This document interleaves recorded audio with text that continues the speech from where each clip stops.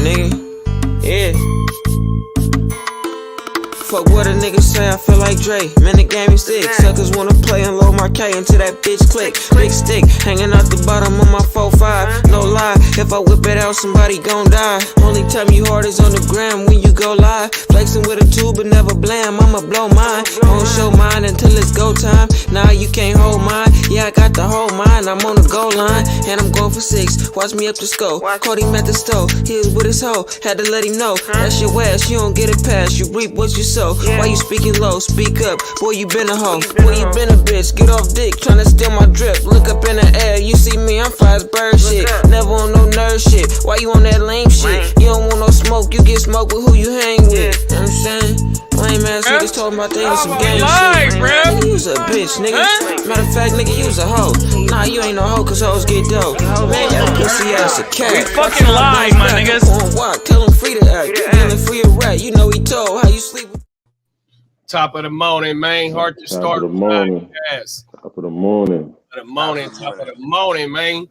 We done made it for the weekend, man. I got the cast of usual suspects in the building, man. 100%, man. We got BabySlim in the building. The sun been up here where he at for the last 2 hours, 3 hours. It's been up over there. Yeah, definitely. It's just now coming up, man. 100%, man. I appreciate y'all getting up early. This the 4th show. This is we a month in on this shit, man. I appreciate y'all with the dedication, the fire ass takes, the intellectual ass takes that y'all been coming with. I sent a screenshot. Hey, you know I went to Harvard, bro. 100%. Come on now, talk to them. Let you niggas know we I'm a doctor. You know, Harvard not medical. You know what I'm saying? I can put my degrees up here, huh? Right, no, facts. Mike gonna say the School of Hard Knocks, class of 1999. So you might say Harvard. You know what I'm saying? With it, it's spelled different. You know what I mean?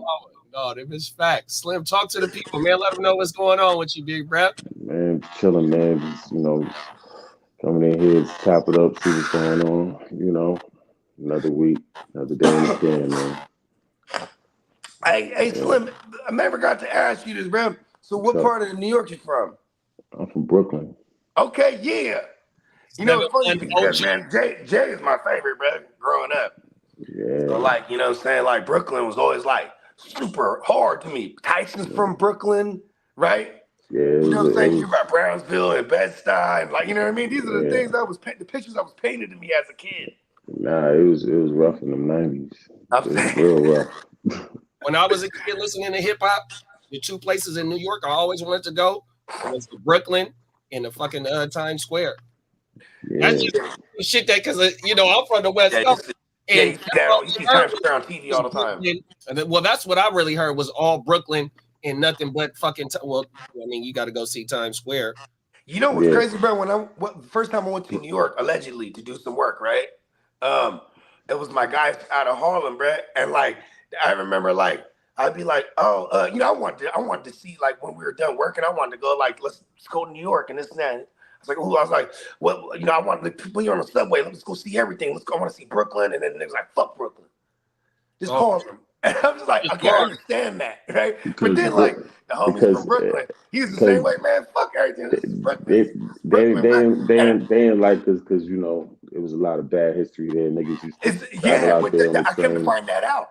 And then, you know what else was crazy, too, is I never realized, like, because growing up in the West Coast, you know what I'm saying? Like, I might not have rocked with LA like that or Sac like that, but, like, motherfuckers would unite overnight. You know what I mean? West Coast shit.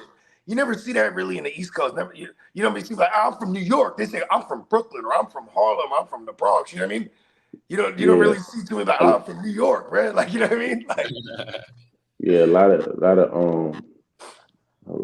of cats used to go out there and rob back in the days, you know what I'm saying? So top of it, Joe.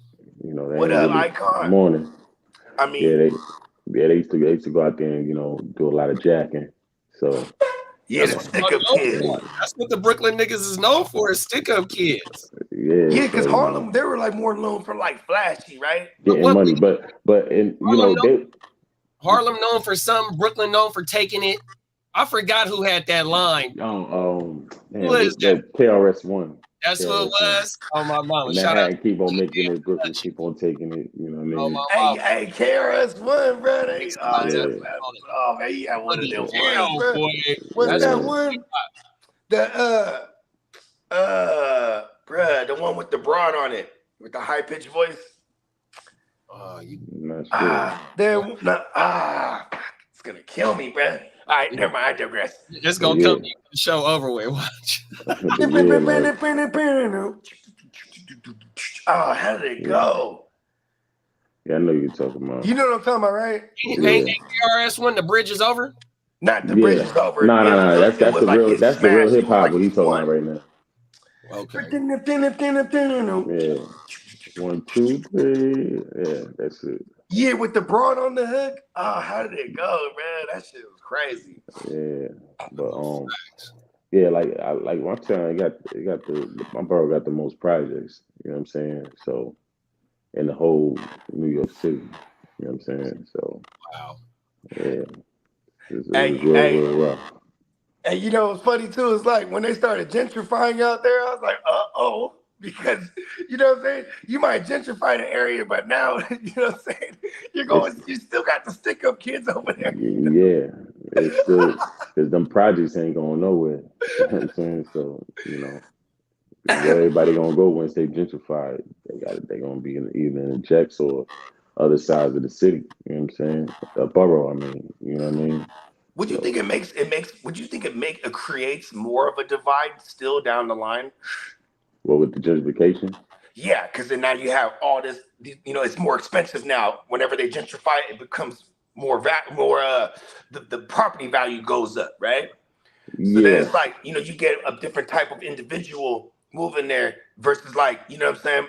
You know what I mean? So do you feel like it kind of like creates a divide? Yeah, it kind of, you know, people get priced out of their neighborhoods and shit, really out of the apartment buildings. So now they either on the other side of the town or they move into the Jacks.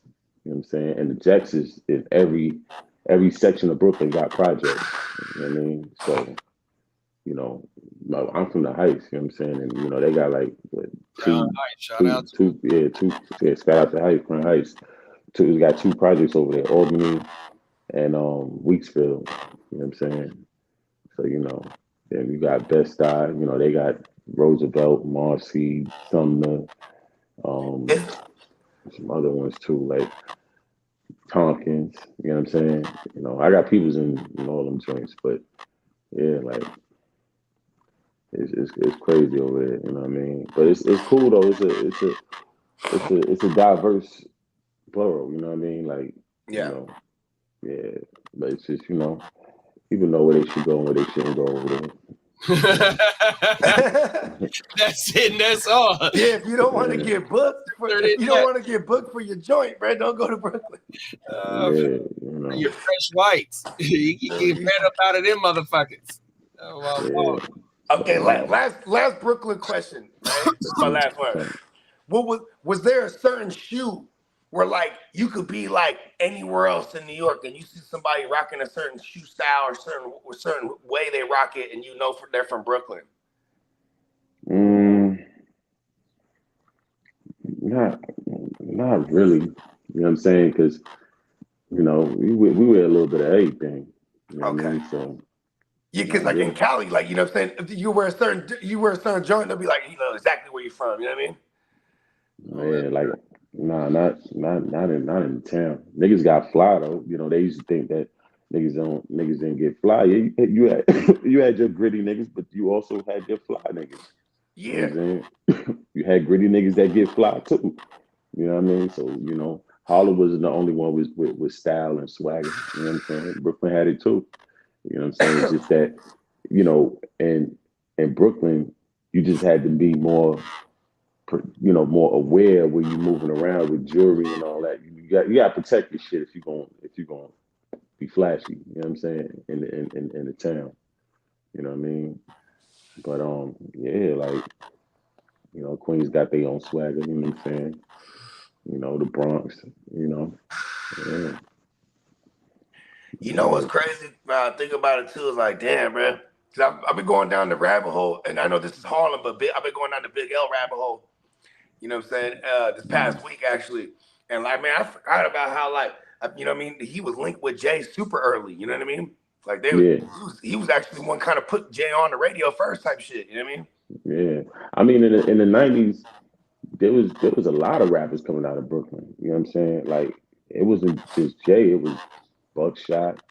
You know, the Boot Camp Clique. You know what I'm Oh saying? shit, Buckshot was Yeah. he running with Oh no, I'm thinking of Buck Wild. That was the producer. Nah, yeah, Buckshot, the Boot Camp Clique. I mean, you had a bunch of rappers coming out of Brooklyn, man, that was doing their thing. You know what I mean? Like when I was growing up in the '90s, that's mainly who I heard was niggas from my town. I mean, I heard a little bit people from everywhere, but I heard people from my town too. You know what I'm saying? Yeah, you had Stretch and Bobbito, you know what I'm saying? DJ Red Alert, Funk Flex. Okay, Red Alert, yeah. You know, all that. You know what I'm saying? You know, definitely, man. It was definitely, you know, hip hop was really how can I say it? It was really grassroots around that time. You know what I'm saying? So you liable to bump into a rapper just going to the store, like, you know what I mean? Yeah. You know, it wasn't on Hollywood like it is now. You know what I'm saying?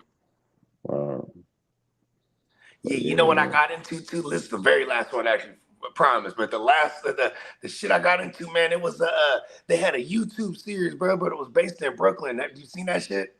Yeah. Oh yeah, Money and Violence. Yeah, that shit was hella hard, bro. Nah, that's how it really was. Like, yeah, that shit was hella hard, bro. I think it's probably like 10 years ago I first got wind of that shit, and they had a couple seasons of it. Yeah. And it was well done, actually, man. Nah, that's true. That was actually based on a true story.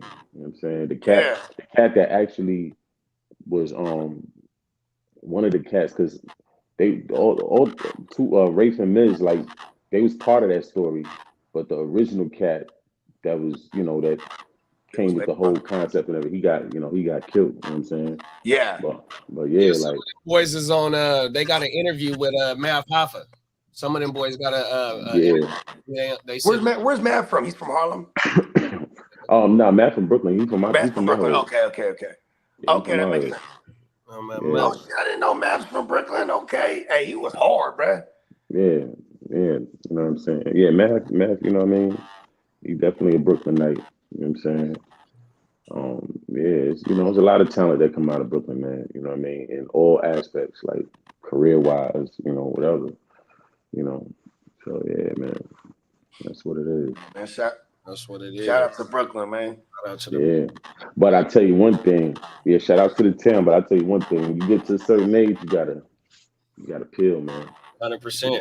I think that goes for everybody. You know what I mean? Like breaking the vicious cycle is a part of the evolution, right? Yeah, I mean, because you know it's hard living. You know what I'm saying? Yeah. It's not easy living over there. You know what I mean? You know, you have your good times and your bad times, but overall, it's hard living. You know what I'm saying? Like it ain't it ain't easy growing up in Brooklyn, Jacks, even the side blocks and all that. You know, summertime shit get crazy. You know what I mean? You know, niggas beefing and all that other shit. So yeah.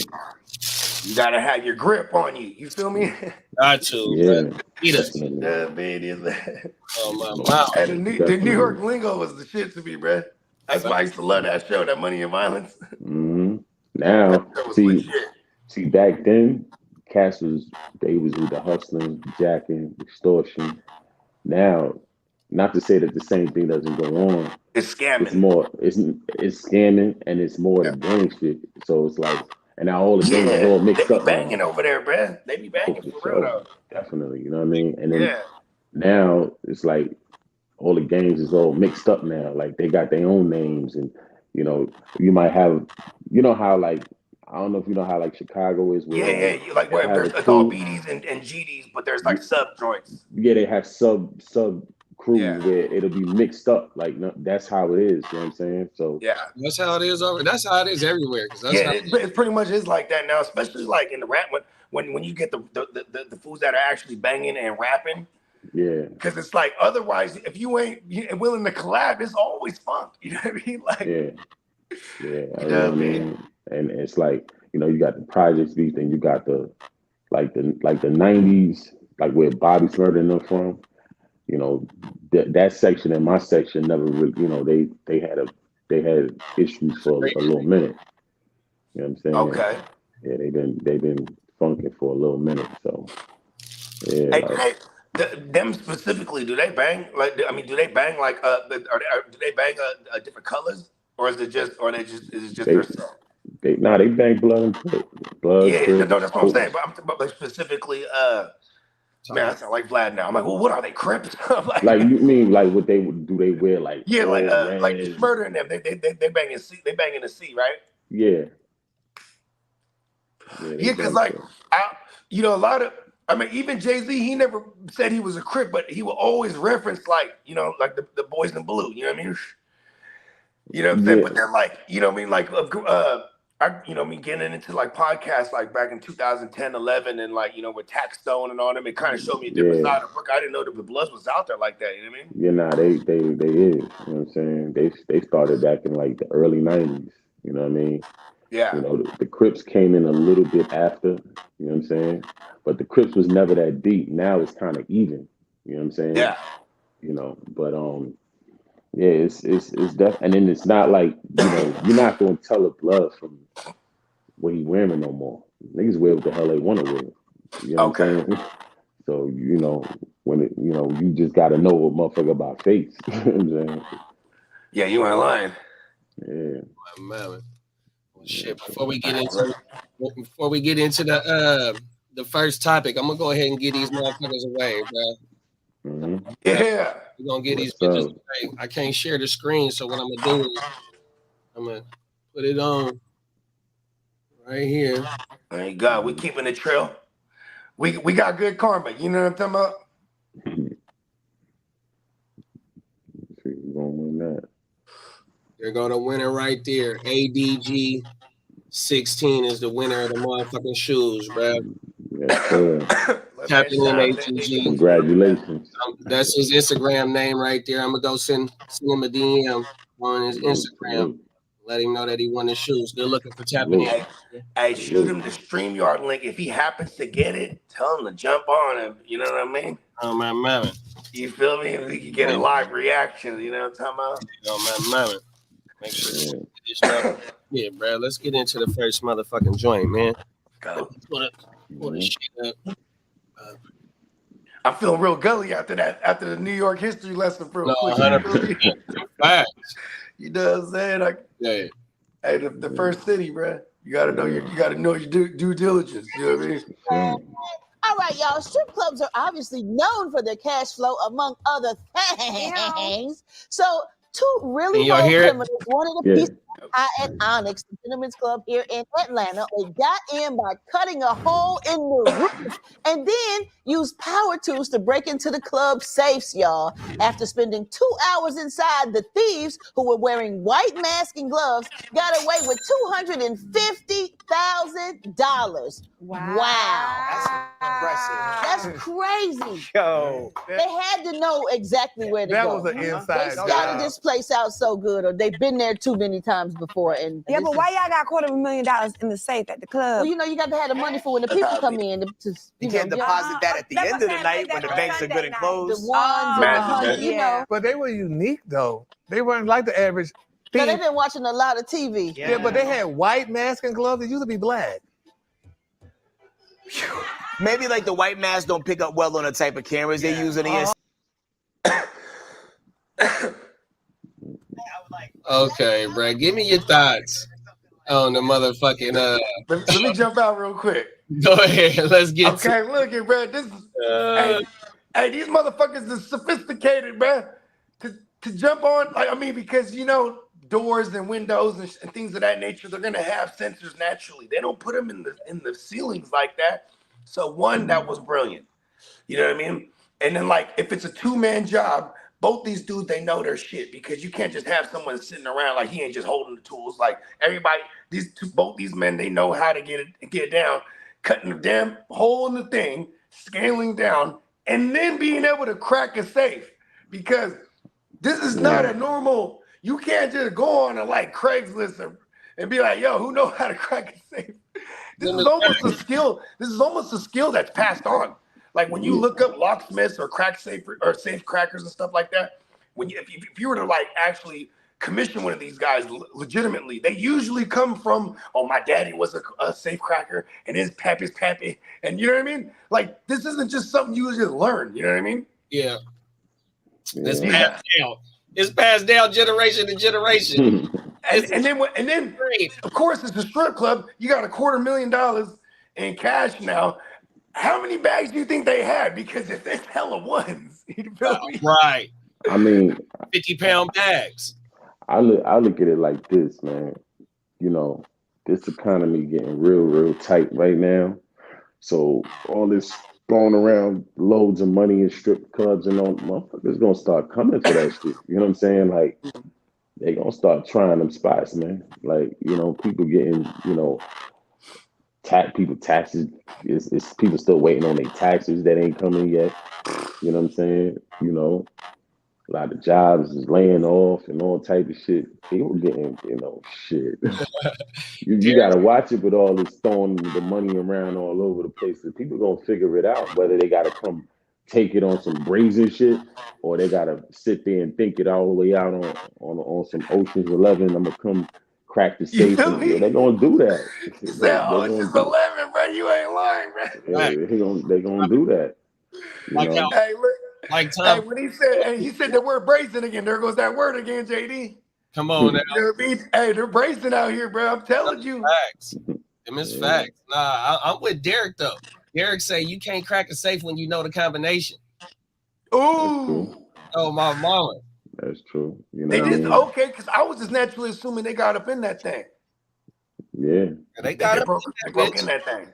Because you know, I think like we in a time where like especially in an environment like that, man, a motherfucker ain't gonna see you taking home all of this bread, man, and you know what I mean, and they getting their little small cut, man. Shit, you better hope one of the people ain't doing bad. I'm surprised we don't hear too many stories about them broads getting robbed, bro. Because you know what I'm saying, in the big strip clubs, ladies be making like 10-20,000 a night type shit. You know what I mean? Like, yeah, nobody's safe, bro. You know what I mean? Exactly. You know what I mean? Hey, here's another one though, too, right? Like, okay, in my job, in my day-to-day job, we got a warehouse, you know what I'm saying, that has a lot of the inventory, and every day the code is changed on that fucking on the gate, right? So my partner, he doesn't work, he works for me. He don't work, I work with them. This dude works for me. So when I send him there, I gotta give him the new code every time. Because and there's multiple codes per day, but it's also designed to like you'll be able to narrow down who you. So if this dude knows the code, broken the safe, there's only a handful of motherfuckers. That's already a bad idea in itself, because now you'd have narrowed yourself. If you open it in that fashion, you're like, well, who knows the code? It's a small list. You know what I mean? Yeah. But sometimes it be insurance jobs too. Them places be insured. You know what I'm saying? That's a good point. You know, because I remember I seen a couple of jewelry store robberies up here that looked kind of funny. They were just too easy, like, you know, and it's young niggas doing this shit, but they doing it so smooth. Nobody getting beat over the head with a pistol. They just up in the joint. They hitting the joints with the hammers. They clearing the jewelry out. Have a nice day. I said, some of them joints look a little suspect, but you know, it is what it is. Yeah, it's not so much smash and grab no more. They just grab on. It's like, nah, back in the days, the smash and grab used to be like shocking, man. You see the footage of white people in there, they're screaming it. Smashing everything, load everything up in the bags, and we're out. Yeah, even that Bishop dude that, you know, got robbed on camera in church and all that. You know, he lined that up, man. You know what I'm saying? Like, but the thing that worked out in his favor is that the cat that robbed him, he ended up getting killed in a shootout with police, doing some other shit. You know what I'm saying? He didn't even get a chance to point the ET finger. Nope. So that worked out in his favor. You know what I mean? Bishop Whitehead, that's the dude's name. Yeah, he prayed hard on that one. Huh? Please, God. Please, God, remove him from this earth. Get robbed on camera. In church, yeah. 2 hours though, bro. They was in that motherfucker for 2 hours. In the strip club. They was in there really. Did they? I mean, if they didn't have the code, that could have been the time it took for them to just to break into that junk. You know what I mean? But did they say they had to leave out through the roof too? I don't know. I mean, I would imagine because they got away initially, right? Because if you're leaving through a door or something like that, now you're gonna set off alarms and shit like that. Like, right. And then we haven't. They didn't say how they got caught, but I'm naturally assuming they got caught. They said there was somebody. It was somebody that seen them leaving the spot. Yeah, because they said they broke in there 4 a.m, so they leaving. It's daytime now. You know what I mean? Yeah, that's 2 hours. That's too damn long though. Like, yeah, that is too long. Yeah. I mean, it could have been a thing like, fuck, how are we gonna carry all this money? They open it up, they figure out it's like, a fucking 200 large in ones. You know what I mean? Yeah. Right. Yeah, dudes ain't playing. Bags. You know they not. One of the things is, man, you doing shit like this, you got to plan all the way to the end. Mm-hmm. You know what I mean? They just plan to get in and get the money, but it's like the plans just stopped after that. We just gonna be out. Like, how you gonna get out of there though? Without tripping the alarm.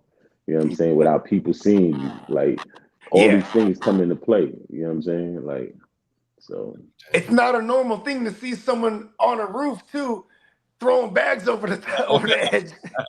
Exactly. You know what I'm saying? Like, with a white mask, we're clearly over the masks these days, right? Oh, now you don't just look like some random COVID workers or something like this. You know what I'm saying? So. Hey, Tino said, y'all hear about the Oakland airport trying to catfish passengers? They changed the name to San Francisco Bay Oakland Airport.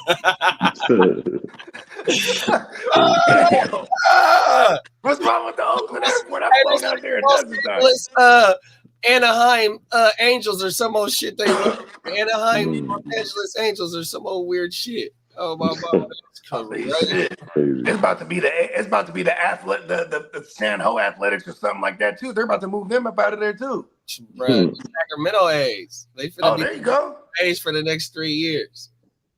Is that word? That's facts. Oh shit. Okay. Oh my mama, that shit crazy. Man, wow. The name of the airport is San Francisco Bay Oakland Airport. That shit is hilarious. Name put a slash in that shit. Oh, nothing. Oh my mama, that's crazy. Hey, y'all got anything going out on the strip club joint? I'm gonna laugh if I find out they got caught because they were in another strip club making it rain. You know what I mean? Oh, let me tell you. Yeah. I mean, it's gonna keep happening. Time to shine. It's gonna be a lot more of those. I'll tell you that much. What city this was in? This was in the A? Yeah. Okay. Yeah. Yeah, you would hear about shit like this in the A or Florida for sure, because they actually got the strip clubs that'll have $250,000 to $500,000 on hand at all times. I'm changed. Facts. Let's get into the next one. Let's talk about, since we ain't got no new diss tracks, it seemed like the hip hop civil war is over with. Y'all tell me your thoughts on who won that shit, bro. Kendrick. I'm with you. Kendrick, because I think Ebro landed a good point earlier this week. You know what I'm saying? When he was like, every rapper that comes out, they have a region. They come from, a state, city, you know what I'm saying? And they represent for that city or that state, right? And with Drake, you over here, but you haven't really gave us a door into Toronto. You know what I'm saying? And, bring rappers from over there, or, you know what I'm saying? And things of that nature. Like, so it's like a man without an island. You know what I mean? Then another thing is when he said you acting like you trying to free the slaves, people kind of took that kind of sideways, because it's like, it shows that you don't identify with the black struggle over here. Like, you remember what I was saying weeks ago? I said I want to stress the fact that Drake is from Canada. Right. He's Canadian. He didn't. He doesn't understand the But American black plight. But there's ghettos. he want to be accepted. Yeah, But but he doesn't want to have all the negative connotations that it comes with. Yeah, but see, there's ghettos and projects over there too. Mm-hmm. You know what I'm and saying? he ain't part of them neither.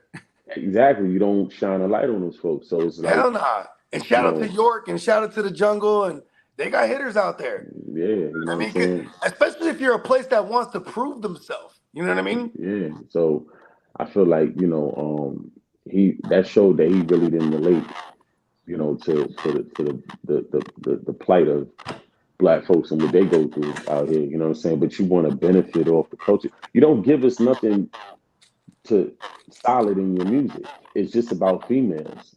It appeals to, you know, the privileged and women. It doesn't, you know, it doesn't appeal to the middle class, the poor class, you know, people in the struggle. It don't, and it's a lot more poor people and middle class than rich people. You know what I'm saying? Kendrick music, on the other hand, is the exact opposite. You know what I mean? He come from the struggle, so you know his music speaks to that, as well as him trying to appeal to the masses. You know what I'm saying? In general. So I think I'm not gonna hate on Nelly because St. Louis is a real place. Yeah, but definitely. When you look back on Nelly, he was very marketable. You know what I mean? Yeah, he had a look. You know, he had a commercial sound, an appeal to the masses. And, you know, a lot of his music was geared towards the ladies when he really got on, right? Because that was what sold. Like Drake is kind of similar, but Nelly was a D-boy. Represented an entire place that hadn't really been put on the map. You know what I mean? Exactly. What's and so he brought crazy the about same Drake is lunatics he had with that him. opportunity to be the guy, like, yo, And I he put didn't Toronto do on that. the map. But he want to do an Atlanta accent. Or he want to take Kurt Cobain's. Remember Like, Kurt Cobain's? He took yeah, all entire shit from him. Like, yo, when Tory Lanez came out, Drake should have been bringing him out. You know what I'm saying? Tory was hard, man. You know, Mo G, you know what I'm saying? The young boy from out there, you know what I'm saying? Like, Drake should have been bringing these young boys out instead of trying to extract their talent and keep the light. You ain't never shined the light on your city. So when you out here by yourself. So when you got to go to war, you don't really even have your city really backing you like that. Hey, you know man, remember when the Raptors beat my Warriors? Yeah. Bro, that whole country got one now, right? It is kind of crazy how, like, you don't really see, like even in the height of this whole beef, you don't really see people like, yo, this is Toronto, fuck that shit. You know what they say, man? Yeah, fuck Drake, he deserves it. You know what I mean? Like, that motherfuckers like seeing that shit, bro. So what it really is, I mean, what, you know, to kind of double back on your point though, Bogey, is that, you know, bruh been on a run for since 09. 09, 08 even. Got like a 15-year run of you know, arguably, you know, the best you know, the top. He got a Hulk Hogan, John Cena type run right now, bro. Right. So motherfuckers, you know, once, you know, since it's, you know, been so long, a motherfucker kind of want to see him get humbled, and, you know, and like how we all couldn't stand the New England Patriots for a while. Exactly. Yeah. My mama, they miss fact. Yeah, it's like, you know, people want to see other people shine, other people bring something to the table. Not just you monopolizing the game for as long as you feel like it. Like, nah, that monopolizing or colonizing. You know what I'm saying? I mean, hey, take your pick. You know what I'm saying? Tomato. Yeah, because he got a machine behind him. Tory Lanez from Canada today. but you know, the crazy thing is hard, bro. He's shooting women and everything, bro. But Tory Lanez came up rough. He spent a lot of his time in the East Coast, and he came up a little rough. You know what I'm saying? So he kind of relates to, you know, that plight. You know what I'm saying? And he's barred up too. People don't know Tory Lanez get gas, bro. For sure, definitely. You know what I'm saying? Yeah, like I thought he was from New York for real. Like he gives me that feeling. He spent some years growing up over here. You know what I'm saying? He came over here when he was a little younger, and he spent some years growing up over here. So, you know what I'm saying? Like, but when he was growing up over here, he was struggling. You know what I'm saying? So, you know, that reflects in his whole aura and how he move around. You know what I mean? But yeah, like at the That end it of the day, reflects his whole aura, bro. You ain't lying. yeah, it do. You know what I'm saying? But it rubbed off on him. You could tell the hood rubbed off on him. But For it's sure. like at the end of the day, you know what I'm saying? Like, bars wise, I just listened to, Kendrick joint this morning. Bars wise, you know what I mean? Kendrick definitely had them. But I just think you have to give people substance. You can't just keep making the same music with this appealing to the same shit over and over and over. You know what I mean? And then you want to be a rapper, and then you want to be in that lane too. If you're gonna make that music, then stay over there. You know what I'm saying? You didn't really see Nelly battling with other rappers like that. Besides the one thing with KRS-One, that's because KRS-One kept saying certain shit about him. You know what I mean? So he kept not crediting him as a rapper. Yeah, so he shot a line at him or whatever the case may be. But he was in his own lane. You know what I'm saying? Hey. But when you that got the top spot, and it's like, it's like you supposed to be the number one rapper, but you're not giving the people no substance. I think people are gonna get tired of that eventually, man. Yeah, no, them is facts. Look, Tino got a good question. If Drake was from a U.S. city, would we be talking GOAT? I mean, here's the thing: is I think I'm gonna say no. You know why? The fact that he's from Canada makes him international. You know what I mean? He's an international superstar. That's a different type of superstardom. You know what I mean? Like, when you're coming up in America, bro, you got your look, like you got your Bay Area artists, right? They popping in the Bay. They independent. They might make as much money as a motherfucking mainstream artist, but the notoriety is nowhere near because they don't got a machine behind them. But they're not tripping because they can stay in their little bubble. You know what I mean?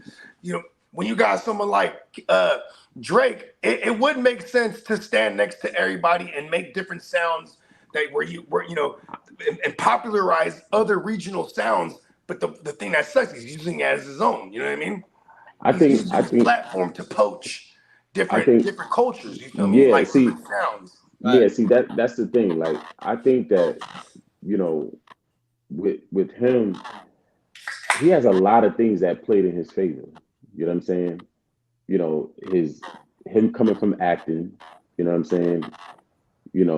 So you already have you already can network with people on a certain type of level. You know what I'm saying? Then and he's Jewish. That too. You know what I mean? So now with that point right there, a lot of Jewish people own a lot of shit when it comes to hip hop. Let's be real. And just and other shit too. We're forgetting too though. Wayne was the hottest dude at that time, and that co-stamp right there. That too. It was a when he says to me, Euphoria, Drake is my favorite hip hop artist of this generation. Yeah. To answer the question for Tino about him, if he was a US, no, he wouldn't be the GOAT. He ain't the GOAT. He's still my favorite. He make great music. Like Slim doesn't appeal to what the struggle was, but it's great music. 100% on everything. But you know what? That's only because you treading the fence with rapping and R&B. See, if he was just strictly R&B, with a side of rap, then I think he would be in his own lane with that. You know what I'm saying? But when you're trying to dominate rap as well and trying to make, what you do the thing, you know what I'm saying? Like trying to straddle two genres. I feel like nah, man. I like that point. I want to build on that. Rap come from the street. Yeah. You know what I'm saying? It comes from the street. It comes from the struggle. So at the end of the day, if you don't got none of that in your music, you're not gonna have no long run as a hip hop artist. Because people can't feel you. Y'all ever fuck with The Art of War? From who? The book, Sun Tzu? No, I never read. I've read parts of it. Yeah, I highly recommend it. It's been in my life for the last 10 years, and on YouTube, I'll put the link in our thread. But there's an audiobook version, and it's a very short read. People don't know, like it's one of those ones where you can handle it in a day if you listen to the audiobook even. But like one of the things they say in there is like basically being able to fight fire with fire. Like if your opponent is good at this, we got to beat them at their own game. And this is why I think Kendrick won, because he hit him with a blap. He hit him with a banger that is going to transcend this battle and actually get in a rotation. They're going to play it at clubs. They have the wherewithal to give all these YouTubers the white light, which is the permission to play the song. Like we could play that song right now, we won't get flagged. That's fucking dope, right? And like that's no dope. one does that that's shit dope. because they're You know not what I'm saying? tripping off making the stream money But off the revenue. It's already gonna be a #1 hit. Like that's why I think he knocks him out because that's Drake's game. Drake is the hit but maker. I think Kendrick took a lot of what you call it, a lot of suspect things about him and put it all in one rap. You know what I'm saying? Yeah. Because I don't care. Hey, he's a 69 god. No, I don't care how tight somebody thought his music was. When he went on that front cover of that last album with them barrettes in his hair, you know what I mean? Like with painted fingernails. Hell. Like, this what we doing? Hell. Like, come on, man. As the kids would say. Oh my mom. And then the music was mid too. That's the thing, bro. Like, you said that. So look, one of my questions is, give me your favorite song out of the whole 10 songs that both of them dropped. Give me your favorite song. It don't matter, you know what I mean, who won or lost. I like that, and I like Euphoria because Euphoria is like it was like I had to do like homework on it. You know what I mean? Like it made me go back to like when I was a young hip hop enthusiast trying to figure out what they were saying. You know what I mean? Because like for example, when he says, "Daddy was a killer you wanted to be," or Junior wanted to be like him. I for the longest, I'm thinking he's talking about Dennis, fucking Drake's dad. Nah, he was talking about what you call it? What's his name? What's a buddy from Houston? Yeah, Jay Prince. Jay Prince.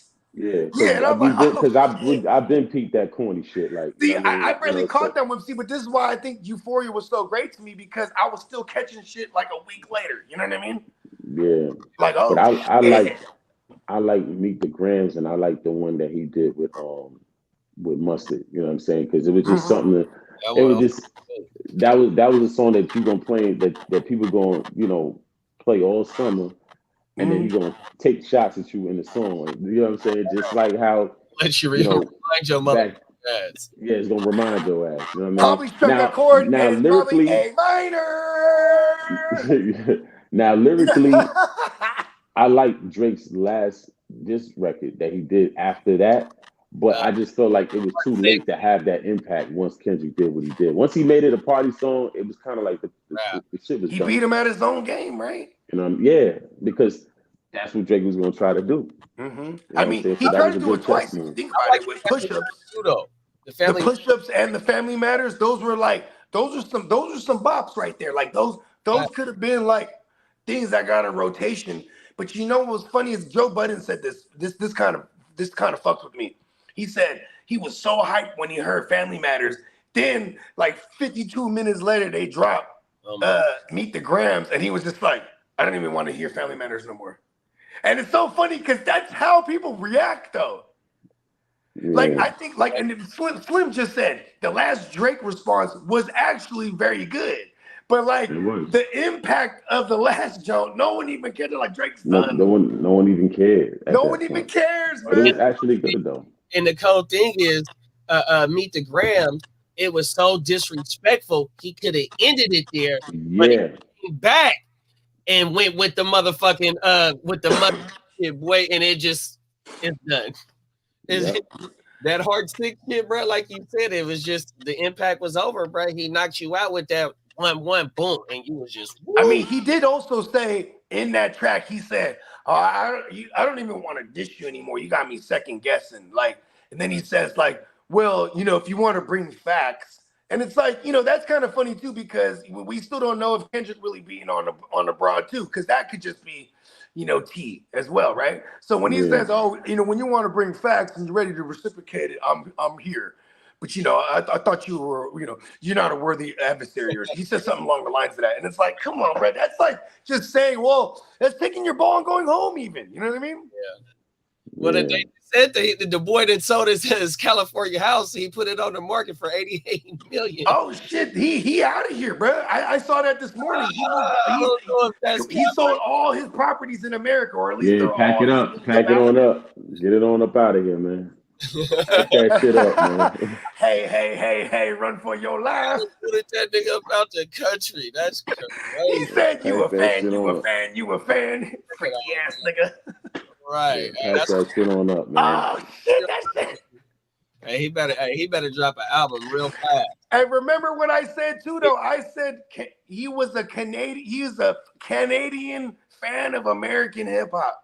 So I fell out when he was calling him a fan because then when he hit him with the acronym for what fan meant to him. But that it was just funny because this is a kid who's a fan. Like, you know, unfortunately, in most industries, the con artists, they get really far, bruh. Yeah. You know what I mean? Yeah. Like that's why there's even the term "fake it till you make it." You know what I mean? Exactly. Like, they're like, it's unfortunate, but the people that are willing to steal and take from motherfuckers without actually being the creators, those guys get far. They get further, bro. You know what I mean? And you know, so I might sound like a hater, but you know, hey, Drake. I always hated Drake. I don't like the way he walks. I don't like the way he Hey, I died so many times because Kendrick took it to that kindergarten shit. You know what? And you know what? I'm the biggest hater. You know, when you go online, people hate on haters. People were like, yeah, me too. I hate Drake too. Like, they were bigging him up for it. I've never seen this. I think it was just the fact that the music had no real substance. And people was kind of getting tired of the whole rollout, and you know what I mean? And then, you know, with Kendrick, he just took the things that he's seen throughout his career that people kind of already know, but they don't, you know, they probably don't have the voice to speak about it and stuff like that. Like, you know, or they would be scared to speak on it with Drake and lose that Drake feature. You know what exactly. I mean? You know what I'm saying? You know, the politics and all that, you know, like taking styles from people and using it in your joint, and, you know, the ghostwriters, the pen being questionable, you know, you getting around tough rappers to try to get that kind of like tough aura around you. Like, you know, people, you know, we peep the bullshit, but it's kind of overlooked because your music is good. You know what I'm saying? You know, it was kind of crazy though when he was wearing the Murder Ones in that video though, right? Yeah, you know. Hey, the motherfucking Family Matters video was clean too. You got to give him a little bit of props. Yeah, because he's a master manipulator. He's very creative. I mean, he got the van from the Good Kid, Mad City joint. You know what I mean? Yeah. Like he was doing his thing. But I think if he would have came up from the bottom, which I know, you know, you can't do at that point, but I feel like if he would have came up from the bottom, I feel like his raps would have been a lot more potent. You know what I'm saying? Yeah. It would have hit a lot more harder. You know what I'm saying? Like, so that would have been a hell of a battle at that point. I always pay attention to certain things, right? Like, for example, J. Cole went on his response to Kendrick, right? In the hook, he's like, my niggas that got the gun, and my niggas that do this, and my niggas will do that in the third. You know what I mean? Yeah. Because even for him, I don't think he would feel right fronting on this gun talk. So he's referencing his boys that do this shit. You know what I mean? Yeah. You know what I mean? But that, you know, that's kind of corny too, though. You know what I mean? Like, yeah. Because that's him getting out of his element too. Like, you know, and I think I think he over. And I don't know if you heard the story, but it was Schoolboy Q that kind of pulled him to the side at the Dreamville Festival. Yeah, I wouldn't have been listening. I wouldn't have listened to Schoolboy Q. If you're gonna start it, you might as well finish it. You know what I'm saying? Because I like the way J. Cole came at Kanye when Kanye. With the false idols.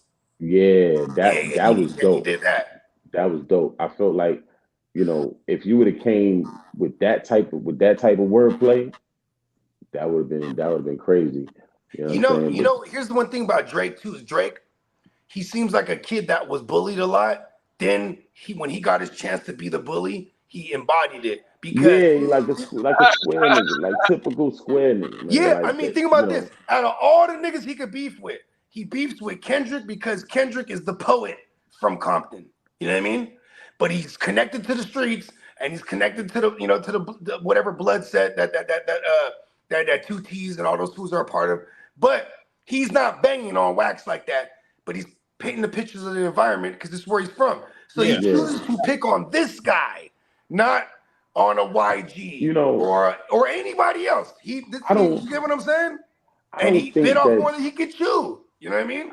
I don't. Yo, but the thing is, I don't think that Drake really came for Kendrick. I think that Kendrick just couldn't see him monopolizing the game continuously like that, and not. Speaking of the game, pun intended. The first shot took was by Drake, and it was a song he did with the game called 100. Where did he come at Kendrick at? He said, "If I would have stayed conscious, I would have took all your fans too." And that was a clear shot at Kendrick, and it took Kendrick a couple years to respond. That's where Control came from. Oh, see, people sleep on that one because the game. That's why. Why do you think the game always? Even when the Meek Mill Drake beef was going on, the game jumped on that shit too. Start shitting on Meek. Right now, the game's shitting on Rick Ross. You know what I mean? Like the game rocks with Drake like that. I mean, he had Drake in Compton in the video. That's why he says. That's why Drake says, what's up with these niggas trying to see Compton? But even with the Rick Ross joint, I don't think that Rick Ross is going to give that any kind of energy because it's not beneficial to Ross. You know what I'm saying? It's beneficial to Ross to go at Drake. It ain't beneficial for him to go at the game. Game been quiet for years, so it's like, what am I going to get out of this? Just rapping? And low-key game is one of like if I was to like go on like a Craigslist, I needed to order someone I need to order somebody that could beef with someone on wax. He would be at the top of the list, bro. Like this dude, he's beefed with everybody, bro. That's one of those guys. No one wants to. Don't fuck with the game, bro, because the game will he'll do a whole track imitating your voice and shit. Like he's just. I mean, the game against Rick Ross was dope, right? Just like 300 bars was dope. That was hard. But the thing is that I don't really fuck with the game as an artist though. He can't make the songs though for some reason. He's not a, you know what I mean? He don't have the hit, you know, I don't know what it is. I don't know whether songs, it's just probably just not the album, is just since like he got a lot of major. No, because let me tell you something, right? Documentary 2 was a dope album. You know what I'm saying? Okay. Like from the production. Yeah, it was all he had Scott Storch on there. Yeah, that was dope ass production, man. Yeah, that was dope production, and lyrically he was nice on that joint. I don't know what happened with his career though. Why it went the way that it went. You know what I mean? Because you know, I think you know what it is. I think he burnt some bridges. Yeah, with Fifth when he had the momentum. He not only with Fifth though, with Dre. With oh yeah, that's true. With Jimmy Levine, and you know Jimmy Levine he got even a went lot at of Eminem at one point. You know what I'm saying? So you can't go at the gatekeepers. You gotta understand those guys that you just named. They're all gatekeepers. You can't go at them. You know what I mean? Yeah, 50. They'll put you under their thumb. You know what I mean? Yeah, 50, Eminem, Dre, and Jimmy Levine. Them is powerhouses. Yeah, you know what I'm saying? You burn bridges with them, it's like. You know, what you gonna do from that point on? And Jimmy Levine got that type of, you know, pull. He got that type of pull. He can shadow ban your ass. He's getting SA right now. He's getting hit with all the SA charges, but he's straight, bro. Like he's gonna get over on that one. But I'm gonna tell you, right? Game could have still dropped joints, but I think the problem is that he was focused more on rapping and not making hits. And also, the people that's coming up, he do a lot of goofy shit. You know what I'm saying? And he's very unpredictable. So people be kind of like, I don't know what do. You know what I'm saying?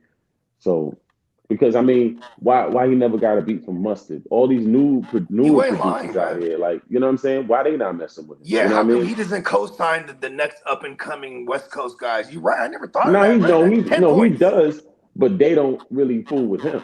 You know what I'm saying? You know, because. He talked about Kendrick and bigged up Kendrick and bigged up Nipsey Hussle when Nipsey Hussle was coming in the game. But I'm talking about the early pause. I mean, it does. I mean, I guess when you have a rap sheet like that, pun intended, if your rap sheet is beefing with everybody, you know what I mean? Yeah, that you know, it's unpredictable, and when you're unpredictable, people be kind of like you become a liability. Exactly.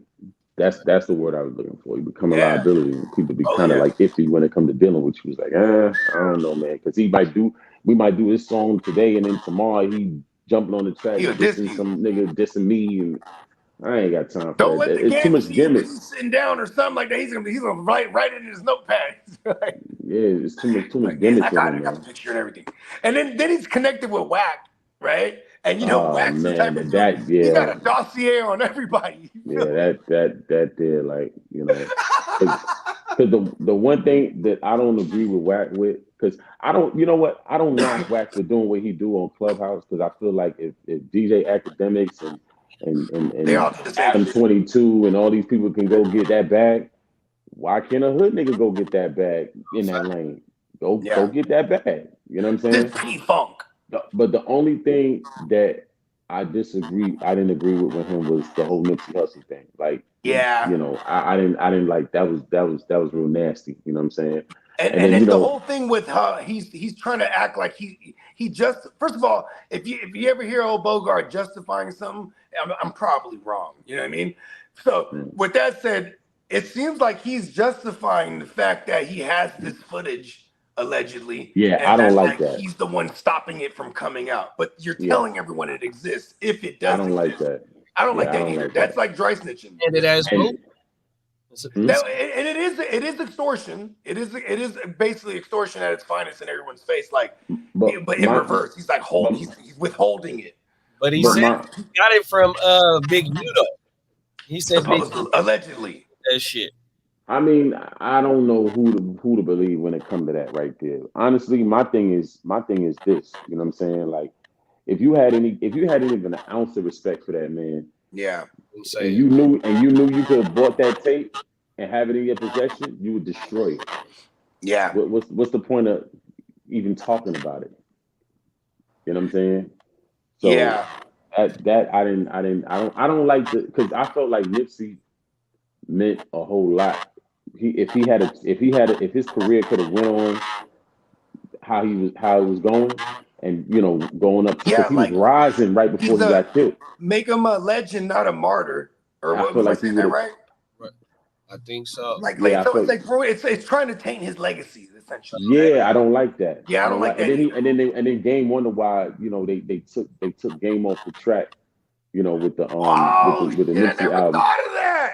Yeah, his brother did that because it's like, you're not going. I don't care.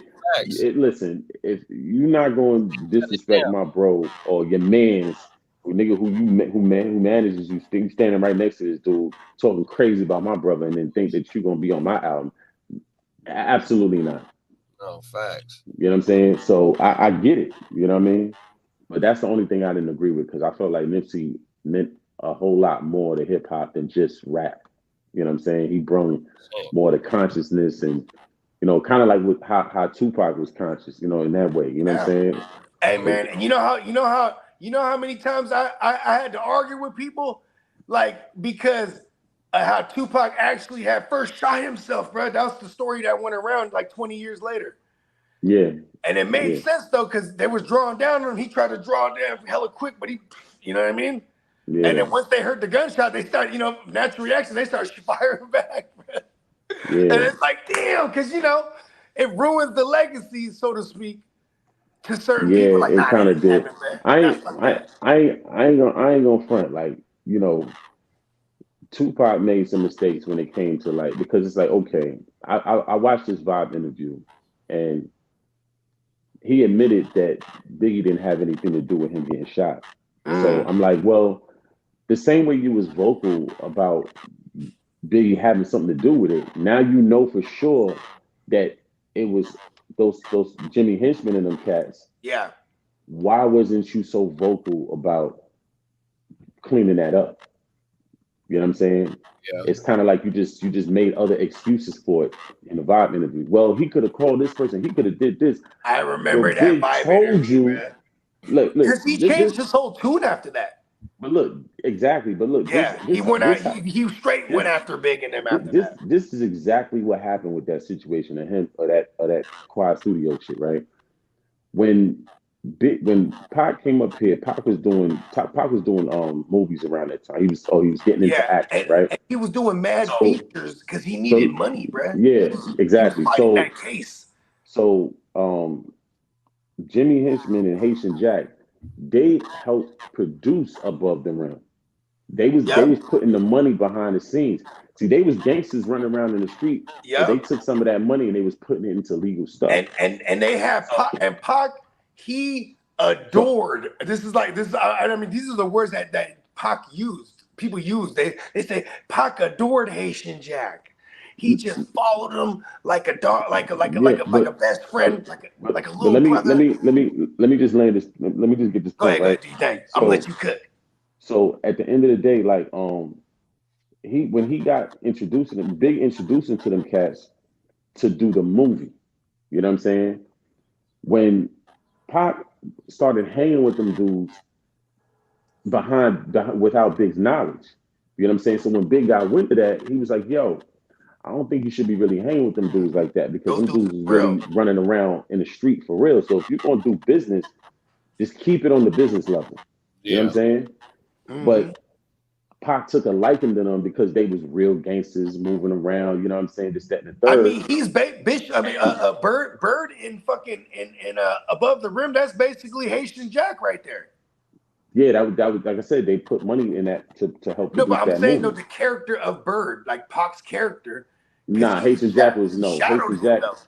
Nah, not really. Haitian Jack was way more dangerous than that. I'm not talking about like the mannerisms. I'm talking about the character of in the movie Bird in Above the Rim. That was supposed to be the gangster figure. That's not. I'm gonna tell you what kind of dude like Haitian Jack was from what I used to hear growing up. Like them niggas used to run up in drug spots and be robbing, shootouts, extortion. Like they was into everything.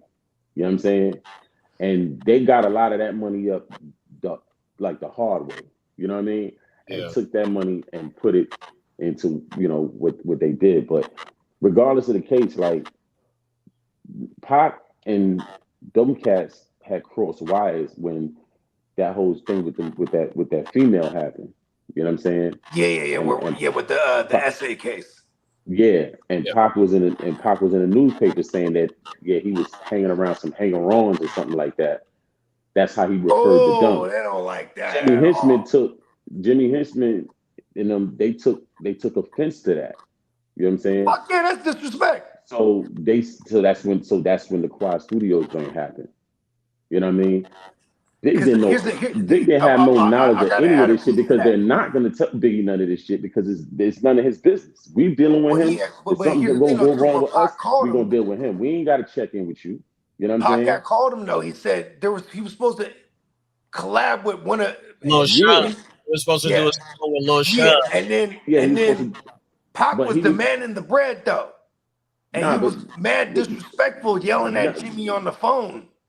Like, but you better have my fucking money and whoop, whoop, whoop. But see, when Pac hollered at Big and Sean, because Big and Lil Sean and Puff was all up in the studio. When Pac hollered at them cats didn't know that Jimmy was gonna send niggas at Pac in that lobby, or else they would have told him don't even pull up here. Yeah. You know what I'm saying? They had that much respect for him. You know what I mean? There was no issue between Big and Pac at that point. At all. You know what I mean? So Pac got shot in that situation, whatever. And there's an interview out there with the dude that actually was one of the gunmen because he's still alive. Yeah, some dude named Dex or something.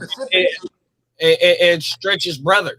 Now, Stretch was a snake.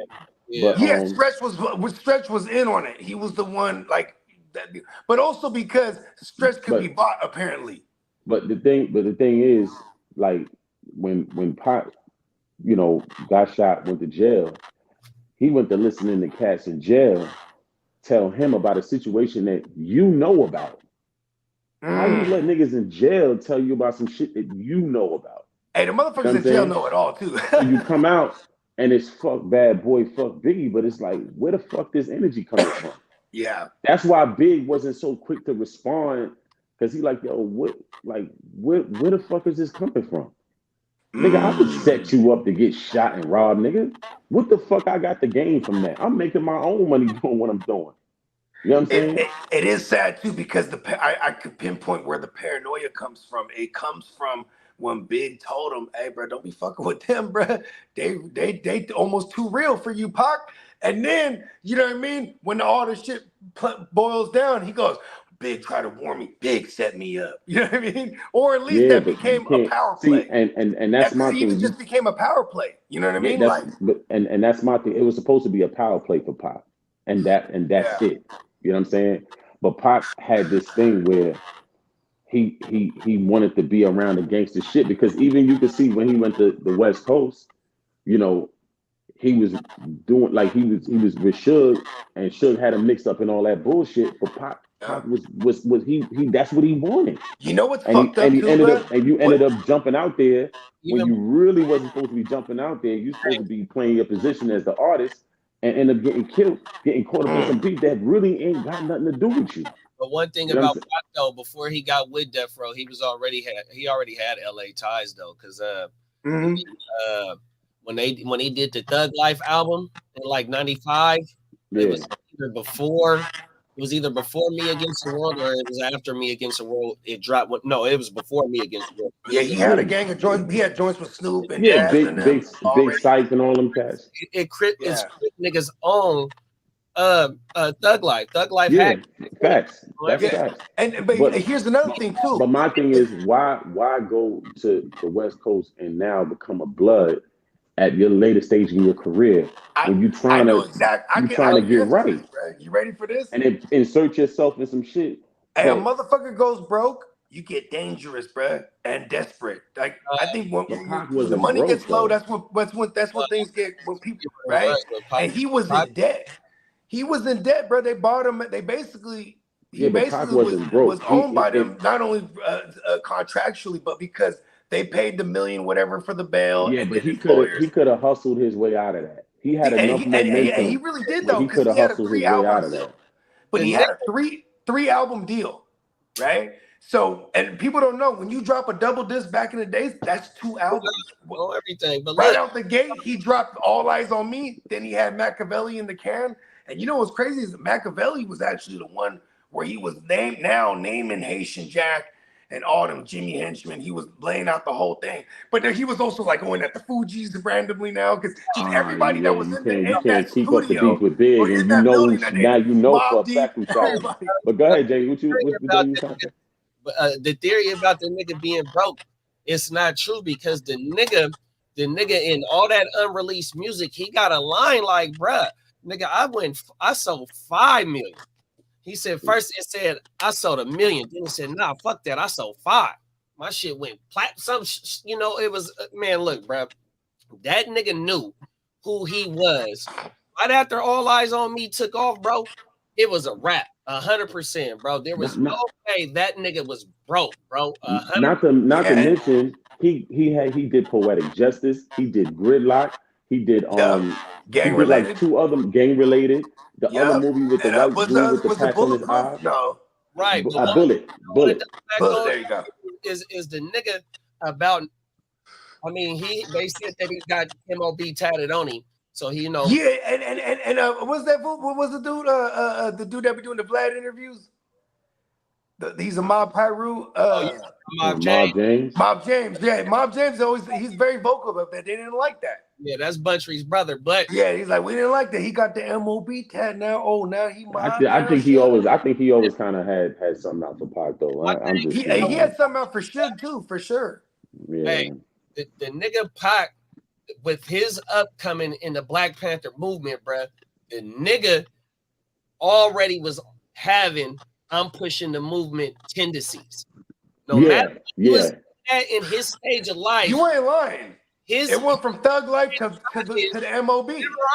I'm pushing this movement. So when he got with Death Row and he seen the environment, and he already had interactions with him, because Death Row is the one that did the Above the Rim soundtrack. He got music on there. He got music on another soundtrack that they did. My life. Second one time. Hey, that was my shit on the gang related. Interactions with Suge. Suge is on record saying that he gave Pac his first big check in the industry. He gave him like 200,000 for just one song, 2 songs, and it was like, this how y'all doing it over here? Yeah. The thing is that when he finally got with Jeffro, even though Suge, you know, he wore red from the community over there, Dog Pound, they blue from their community, the whole thing. It was just that he was pushing the movement, bro. 100%, bro. That's all it was. So he for whatever they got going on, he's in the mix. He's not ducking none of that. And that just be part of his demise is that he was just in tune of the surroundings of the interactions of the movement that he was pushing, because he say in general, you know what I mean? 100%. And he pushing the line, and it just happened to be he was just had that at a 25-year-old, you know what I mean? 100%. Yeah. I mean, don't get it twisted. Like I understand the psychology of he wanted to belong to a group of niggas that was going ride to the end. You know what I'm saying? With him, you know what I mean? And he got tired of being on the outside of that conversation. You know what I'm saying? You know. So I totally get it with Pop, you know, what he was trying to accomplish, you know what I'm saying? But my thing was, you know, you put a target on Big back, you know what I'm saying? And Son didn't deserve that. He didn't do anything grimy to you to make for you not to speak up when you now found out the truth. Even if you made a mistake in the beginning and you said, okay, well, you know, I thought, you know what I'm saying, it was this way, but I found out what it was. So now it's this way. I felt like you should have been that vocal about it when you found out the truth and who really had you lined up and for whatever reason. You know what I'm saying? That was my only thing. You know what I mean? Yeah. You know? And he was real scared to fuck with Haitian Jack and him. I ain't gonna hold you, bro. I mean, Haitian Jack was a hitter. You know what I'm saying? Like, you know, he was a straight up gangster, you know what I mean? You know. Let's get this question out the way so we can get to the next topic, bro. Let's go. Yeah. Tino said, do you think rap music is becoming less popular because music companies don't want to deal with the gangster music? I mean, I can show you on a smaller scale when the hypey shit was popping. The hypey shit was popping in the mainstream. Now we got artists being signed from the Bay because it's marketable, right? Like there's a movement that you know E40 is going 4 times platinum just in the Bay Area alone, type of shit. So of course companies came knocking, but the hyphy movement in itself was like, you know, you have a club function going on. Everyone that can't get in, they're stomping all the cars out in the parking lot, and that's just like a normal thing, right? They're shooting up the crowd, and you know what I mean? It's just that's hypey shit. Then next, you know, artists can't perform now in the clubs, right? Because of this shit. So now, to answer Tino's question on a larger scale, it's like, okay, the independents are going to be stronger now, but the mainstreams, it might be far and few. You know what I'm saying? Like for example, look, the country music is actually winning again. You know what I mean? And so like. You even see Beyonce making country shit. You see what I'm saying? Like, I feel like hip hop is getting less popular because the thing is, when you look at the thing about hip hop is from the street. That's the foundation of it. You know what I'm saying? And I feel like it's a double-edged sword when you're dealing with cats that's coming from the struggle, because you got the street element, but you also got great talent. You know what I'm saying? Yeah. And sometimes, and back then with them labels back then, the way they was thinking about it was like, yo, the talent overrode the nonsense that came with it. So fuck it, I'm gonna deal with it. I'm gonna roll the dice, because the people that's coming with the talent, like imagine like when Jeezy came out with BMF, you know, that whole situation. Yeah, that shit rocked the fucking nation. Like, you know what I'm saying? It really did. Everybody was, you know what I mean? I feel like you get explosive artists when you King build. King Vaughn was about to be the dude. I'm gonna disagree with y'all. So look, all we just looking for is that next wave, because just like how Bogey said about Vaughn, but we gonna go back to Sosa. But when Sosa first started, he started a whole new wave everywhere from the whole Midwest. They was doing drill. Whole country. Then to Jacksonville, to New York, to everybody. Yeah. Everybody. London niggas. Europe. drill fucking did. Switzerland, London. But they got London producers that translated back into the States. It became the sound. What songs. And so the drill scene was really from like 2010, 2011 till just not too long ago. You know what I mean? Yeah. And You ain't lying. Out, but it was kind of like, I mean, even Drake's response to Family Matters, that second beat is a drill. So you had two sides of a drill. You had the New York, the Brooklyn shit. Then when they candle kind of went out, the Bronx niggas started kind of like taking it over. So, and that's like a 9-year run, a 10-year run right there on just one sound that took over everywhere. You know? So, shit, and that's right. I forgot about Pop Smoke out of Brooklyn too. Hip hop is not becoming less popular. We're just transitioning into the next whatever it's finna be. You know what I mean? Somebody finna take off here pretty soon. It's the fucking age of the internet, bro. Oh my God. But see, the thing is, all right. So, but the thing is this, right? Huh? The thing is this, right? I don't feel like these labels really support the gangster music like they did before in the 90s. You know what I'm saying? And I feel like that's why the wave is taking so long. You know what I mean? Because to be honest, from 2012 to now, it should have been another artist that came out and brung the next wave. And you know who that might have been, you know what I'm saying? Bro? Fucking Pop Smoke, bro. Pop Smoke was like, yeah, but he got killed. Nipsey, but he got killed. Bro. Like, glad you said that, Bogey, because like the double back though, Slim, nigga, the motherfucking drill niggas, nigga, they was getting big label. They all die though. That's the thing, though.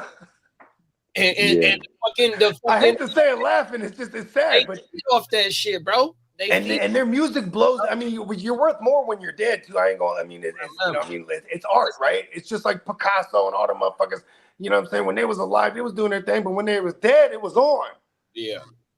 But I think the thing that people lack right now in hip hop is the hunger to make great music. I don't hear that. I hear like, okay, I'm gonna challenge your point, right? When Schoolboy Q, when they interviewed him last week, and he said what he said about the J. Cole. No, he said that not J. Cole. He said that they asked him about hip hop, and he said rappers don't want to be rappers no more. They want to be content creators. You know what I'm saying? Because they just chasing the bag instead of chasing the talent. The talent is because the talent is gonna bring the bag. It's gonna bring everything your way. But it's not in this day and age. Well, it sucks because they can manufacture it. To have everything. No, but what I'm saying is that it starts with the music, bro. No, I understand. If you're a music maker, it starts with the music. But in order to get the music out and to get who you are out, you have to have a social media presence as well. No, I definitely agree with that. But when you are not even that good as a rapper yet, and you take the content route, you gotta have all. You're not even focused on your talent like that. You're just chasing bags all over the place. Focus on the talent, because that's what you're gonna magnetize yourself once you focus on the talent and bring all those opportunities. They're gonna come to your doorstep. I think I always felt like in order for me to like dig a new artist, the over accessibility helped me, because it's like, all right, I could watch these interviews, and then especially the new street rappers, right? I'll see the interviews, I'll be like, this story is hard. Then I hear the music and it hits harder, it hits different, right? But then it's like, back in the days, the over accessibility didn't water down artists neither. Because now we got a hunger for this, like a mainstream artist back in the days in hip hop, he dropped every 3 years type shit. Isn't that not like a Kendrick, right? And then Kendrick, we don't really know too much about him. He's not on social media like that. When you're not over accessible, it's not watered down. But see that, and that's strategic for Kendrick to do, because you water down the mystique. You know what I'm saying? Like if you're busy in the booth trying to get put your project together. You know what I'm saying? That's going to be a banger. You don't got time to be doing 50 million interviews right now. Get the music right first. Put that song out that's going to get you known. I ain't gonna hold you. Then, I don't even like being around people like that. Let them people come to you. Don't chase down the interviewers and you ain't even got no project set up, bro. That's my thing. Oh, You know what I'm saying? What are you promoting? That's what are you promoting? Well, yeah, what are you promoting? You end up becoming known for like okay, Joe Budden is the quintessential of that, right? Like he didn't exactly quit rap. He was just doing the podcast, and then maybe remember like 5 years in it, it's the bag now. So he was like, I am officially retired. Remember that shit? No. Joe Budden got a bad deal dealing with them big record labels, and he chose the podcast. He was kind of scoring. Yeah, you're right. With Def Jam, and he chose the podcast route to reinvent himself. You know what I'm saying? Yeah. And because he aged out as an artist. Yeah, but first he was on.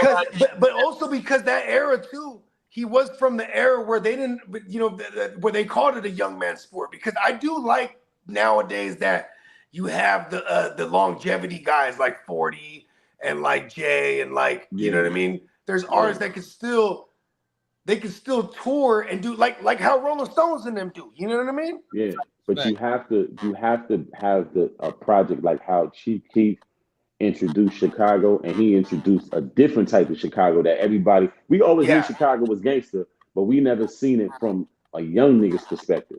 Yeah, you know what I'm saying? Because I grew up on like Twister and shit. And also he brought you loads of catchy songs that was decent. You know what I'm saying? So where people like, damn, I like his music. Sound. He made sure the production was right, the visuals was gritty. You know what I'm saying? And the lyrics, represented where he came from. You know what I mean? Mm-hmm. He focused on the music, bro. You know what I'm saying? Same thing with yeah, same thing with Pop Smoke. You know what I'm saying? Focused on the music. You know what I'm saying? Like if you focus on the music, everything is gonna come to you. But you don't have you drop one single and now you want to do 10,000 interviews and you ain't got projects out. Come on, man. Point is it's the niggas that hit that one single and it take off and they live off the moment of that one song. Yeah. I mean, I gotta say, we ain't lactose intolerant. We finna milk that thing. Yeah. Okay, but that right there too. I'll give you a perfect example of that. And it was Fetty Wap. That nigga Fetty Wap had like 3-4 numbers, Hey, Fetty was hard though. Hey, he's a real dude. I like Fetty because he was actually the disappeared, but he said that he was doing. No, he caught a RICO case, bro. He caught a case too. They're moving that fentanyl. Hold on. Fetty was moving that Fetty. I'm trying to hear what JD saying too. Like, my bad, B. Oh no, I was saying, Fetty. He admitted after he had hit success that he really wasn't getting into perfecting his craft because he all right. Like 3-4 songs. And he did say his first song he did in 3 months, and then that shit just took off. And it was he had just been rapping for 3 months. Did that song, The Trap Queen, and it just went. All right, he had that and a few other joints, but now, so look, once he did those and he kept trying to live off of singles, what happened? It fizzled out. And then now you're so used to this lifestyle that you want to continue, getting what you're getting. Yeah, he started moving work. You start moving work. You see what I'm saying? Hey, you're right. Hey, he breaking down on the professor shit, bro. So what I'm saying is that if every rapper does that, it waters the game down because now cats is not focused on their projects. They focus on a one-off. Right. You know what I'm saying? And now you don't have solid projects until it's a cat. See, that's where, that's why I can't get mad at Drake in a certain way because he remains at the space he's at because there's so many of these type of rappers. There's not dudes really there's not too many dudes really making big projects to really, level up with where he's at. Or Kendrick is at. You know what I'm saying? You got it. Even for when you hear Kendrick shit now, when he says things like, I'm on an island and it's remote, okay? Like, because now he's transcended the hood. He's out and about and seeing the world. You know what I mean? Like when you hear people that's one thing about like certain artists that if I don't hear their music has grown and they're 30. You're 37 years old and they're a millionaire, but they're still talking about moving bricks. I'm like, come on, bro. Right. Yeah. You know what I mean? All right. So Kendrick is what, 30, 35, 36, 37? 36, something like that. He's turning 37 this year, I think.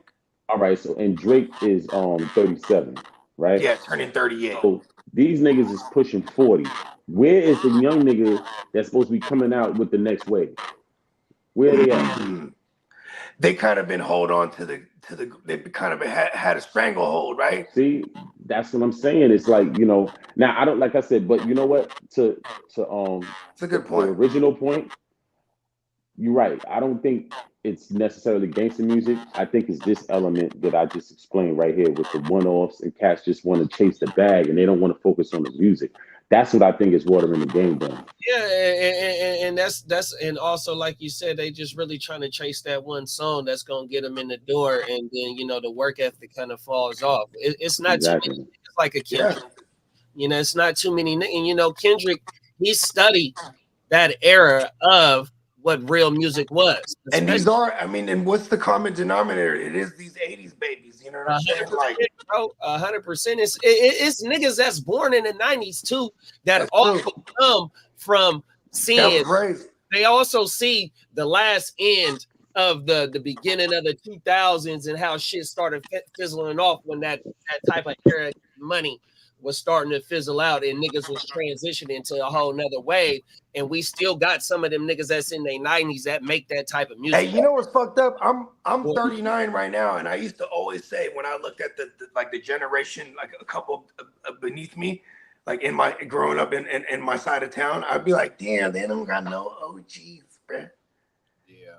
You know what I mean? And what's the OG? It was just the older homie that just like been through some shit that'll tell you some shit. Right. Because all of us, you know what I mean? Your motherfucking boots. Yeah, I feel partly responsible because I didn't care for them after we get the generation. But no, like I have my youngsters that I raised them all correctly. They're all doing better than me. I just think that cats just need to focus and get back to the music, man. Like, because if you drop a solid project and you put a single out there of that project that's popping, that catches, everything else is gonna come to you. You don't gotta chase the bag. The bag gonna chase you. You know what I'm saying? So that's my thing. I got a question for y'all before we go to the next topic. We all in agreement that Kendrick what? Yeah. Hey, he's 69 God. 69 God. All right, let's get into the next topic. Let me see.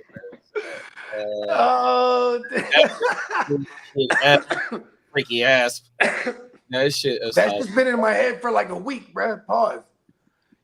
I just walk around the house. I swear to God, I'm cooking some bacon and eggs. Until she was randomly asked to take care of a 7-year-old little girl on Monday evening. It happened in this parking lot in front of Cinder's bar. I was just walking down the street. This guy asked me, "Can you go into the store with my daughter to buy a pair of shorts?" According to the Sacramento County Sheriff's Office, the man was the little girl's grandfather, and he offered the unknown homeless woman $20 to take his granddaughter to this nearby thrift store while he went into the bar across the parking lot. But later that afternoon, someone called deputies after he began asking for help because he said his granddaughter had been kidnapped for human trafficking. 7:45 last night, we get this frantic call of really a 7-year-old that's been kidnapped is what we're coming for.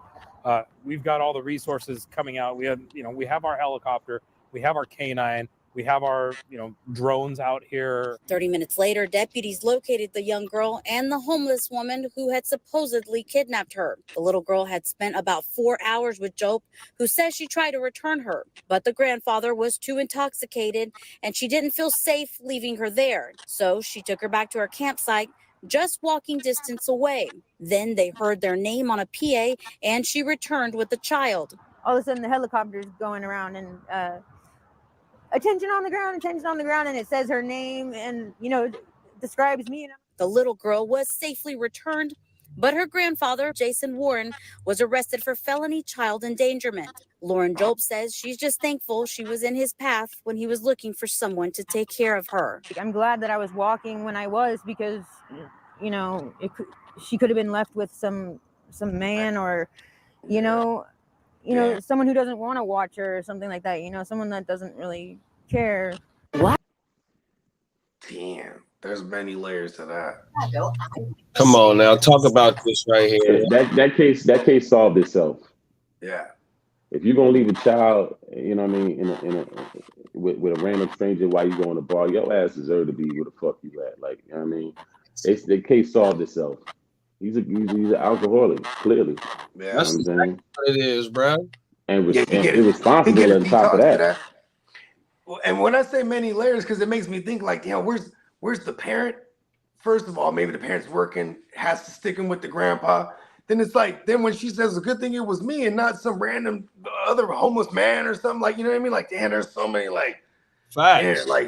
man, like, man, God bless that kid, bro. I mean, then if you feel like the parents is giving is overbearing you with the child, then you draw that boundary and let them know, hey, listen, you know, I gotta do me. Like, listen, I gotta attend to my booze.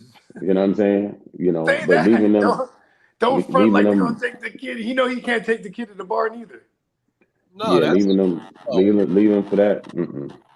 Bruh, that's a complete no. But we gotta give big ups to the woman though, because man, she it said that the grandpa gave her $20 to go to the thrift store, right? And took the girl and sat her down and fed her and kicked her back, made sure she was safe at her camp 100%, and tried to come back and seen bruh was fucked up and took her back. That's and even tried to and then he tried to run cap on the police. Right, and lie and say that she was kidnapped, bro. And you know what's crazy too is like, you know, when you get those alerts, God forbid this for anybody, you know what I mean?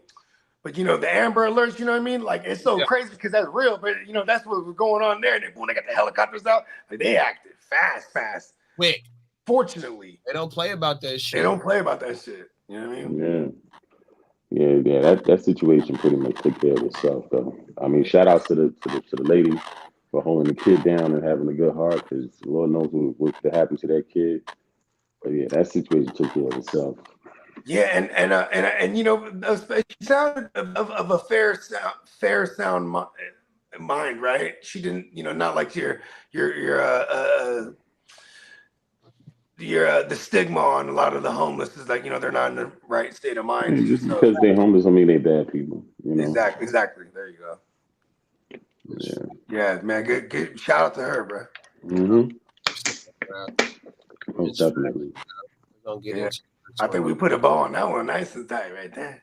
100%. I got one for y'all. Give me 2 seconds. Hey, Slim, hit that one real quick. He's like, that one solves itself, right? 100%. You feel me? Let's get into the next one.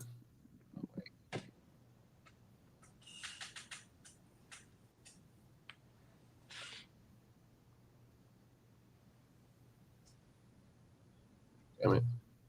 I can't hear it. Oh, it's not even on. There it is. Charges against a rapper who was already under house arrest, but is now back behind bars without bail as Utah authorities and the FBI accuse him of spearheading a prescription fraud ring. We're breaking down what a probable cause statement has to say about NBA YoungBoy. Welcome to Sidebar, presented by Law and Crime. I'm Jesse Weber. We first told you last week about NBA YoungBoy, who also goes by YoungBoy Never Broke Again. Well, the rapper's real name is Kentrell Gaulden. He was arrested 1 week ago on 63 state charges. We're going to go through those in just a moment, and they are something, let me tell you. Well, if you haven't heard of YoungBoy, that might not be surprising because his songs aren't really on the radio. He rarely performs live, but after getting his start in Louisiana at age 15, YoungBoy has dominated the streaming world. According to Billboard, since he got his start in 2015, he's been on the Billboard Hot 100 chart 96 times. He was the third most streamed artist in the U.S. in 2022, behind only Drake and Taylor Swift. This is according to Luminate, which tracks entertainment industry data. He has more than 13 million subscribers on YouTube. That's incredible. Now, despite his success in the music world, YoungBoy has been dogged by legal troubles over the last several years. In fact, in 2016, U.S. Marshals arrested YoungBoy, accusing him of jumping out of a vehicle and shooting at a group of people on a South Baton Rouge street. He was facing if he could be released on house arrest. He had grown close with what he called his adoptive family there. Authorities say YoungBoy has once again found himself in hot water, and that is what we're going to get into, these brand new charges he is facing. First of all, the probable cause affidavit starts with almost 3 full pages showing a list of charges. possession of a dangerous weapon, pattern of unlawful activity, 20 counts of identity fraud, 20 counts of procuring or attempting to procure any drug or prescription, 20 counts of forgery, possession of a controlled substance, marijuana. Now, the affidavit states that the sheriff's office started investigating a large prescription fraud ring that they believed Youngboy was a part of. In fact, they labeled him the target of the investigation, meaning you're at home making hundreds of millions, bruh. Nah, you know what it is with Youngboy, because I've been seeing this over the years, over and over again. I didn't. That's an artist that I actually keep up with. Yeah, he dope. Now the thing with Youngboy is that he needs an inpatient program, right, for therapy. You know what I'm saying? And yeah, because he's self-medicating to deal with shit. For therapy, because he dealt with a lot growing up, and for the drugs. You know what I'm saying?